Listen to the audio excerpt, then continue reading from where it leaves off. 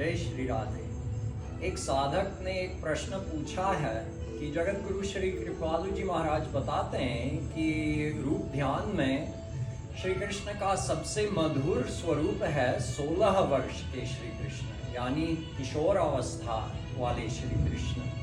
तो प्रश्न है कि जब श्री कृष्ण अवतार लेके आए थे तो ब्रज में केवल 11.5 वर्ष तक रहे, उसके बाद मथुरा चले गए, मथुरा और उसके बाद द्वारिका। तो मतलब है कि 16 वर्ष के तभी हुए थे जब मथुरा में थे। तो क्या हमको मथुरा वाले श्री कृष्ण का रूप ध्यान करना है? क्योंकि ब्रज वाले श्री कृष्ण केवल माधुर्य स्वरूप हैं और मथुरा में ऐश्वर्य का थोड़ा ज्यादा टच है और माधुर्य थोड़ा सा कम है, लुप्त है, और द्वारिका में और भी लुप्त हो गया और ऐश्वर्य और भी ज्यादा हो गया। तो जगत गुरु श्री कृपाल जी महाराज कहते हैं कि सबसे मधुर स्वरूप है ब्रज वाले श्री कृष्ण, जिसमें ऐश्वर्य का गंध भी नहीं है, केवल माधुर्य ही माधुर्य है।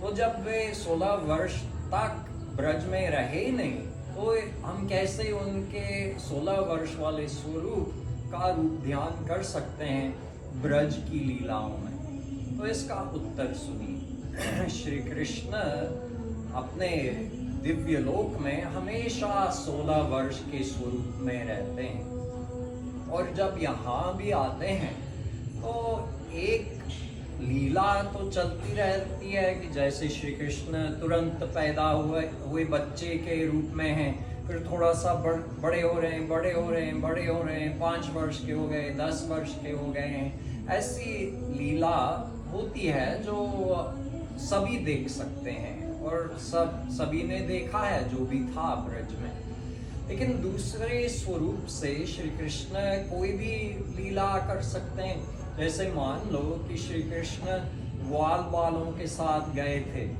गाय चराने और उनकी उम्र है 8 वर्ष की। लेकिन दूसरे स्वरूप से अब सोचिए रोज उनको गाय चराना पड़ा होगा ना, तो राधा रानी गहवर वन में राधा रानी से मिलने कब उनको मौका मिले? सोचो, जब रोज गाय चराने जाना पड़ता था तो कब मौका मिलेगा गोपियों और राधा रानी के साथ कुंजों में घूमने का? कब मौका मिलेगा? तो इसलिए हमको जानना चाहिए कि दूसरे रूप से श्री कृष्ण राधा रानी के पास भी जाते थे, इसलिए ये सारी लीलाएं साथ साथ होती रहती थी और अभी भी हो रही हैं।